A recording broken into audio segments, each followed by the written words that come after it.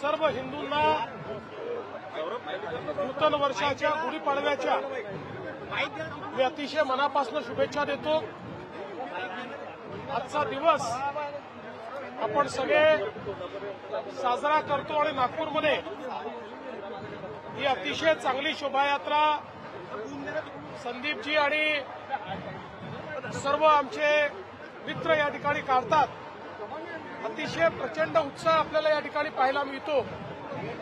मोठ्या प्रमाणात पारंपरिक वेशभूषेमध्ये सर्व माता भगिनी बंधू मुलं हे आपल्याला पाहायला मिळतात। साहसी खेळ आपल्याला याच्यात पाहायला मिळतात।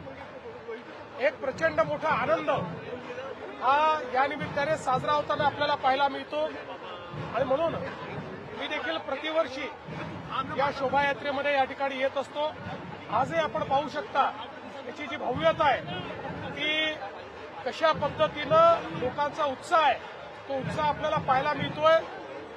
एक प्रकारे नागपूरचा सगळा भाग हा भगवा झालेला आपल्याला पाहायला मिळतो। आधुनिकतेकडे जात असताना सुद्धा तरुणाई आपली परंपरा जपत आहे, मला अतिशय आनंद आहे।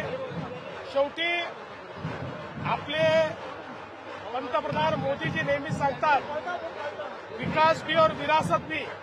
ही विरासत म्हणजे आपली संस्कृती आहे, त्यामुळे आधुनिकता जवळ करायची आहे, पण जे आपलं मूळ आहे जी आपली संस्कृती आहे ती मात्र आपल्याला जतन करून ठेवायची। नवीन वर्षाचा काय संकल्प आहे?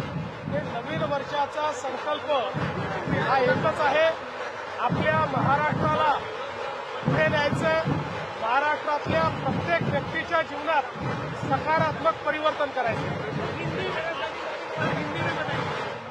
देखिए, मुझे बहुत खुशी है कि आज हिंदू नववर्ष पर गुड़ी पाड़वा के इस पवित्र दिन पर मैं इस शोभा यात्रा में उपस्थित हूं। तमाम हिंदुस्तानियों को आज के दिवस की मैं शुभकामनाएं देता हूं और हमारे संदीप जी जोशी इनके नेतृत्व में एक बहुत अच्छी शोभा यात्रा हर वर्ष नागपुर में संपन्न की जाती है।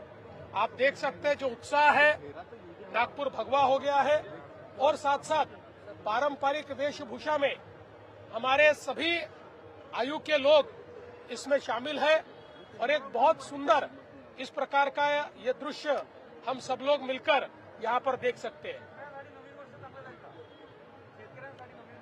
आता जर कर्जमाफी ऑलरेडी जाहीर केली आहे तर चांगलं गेलं पाहिजे, पण संकट येत असतात।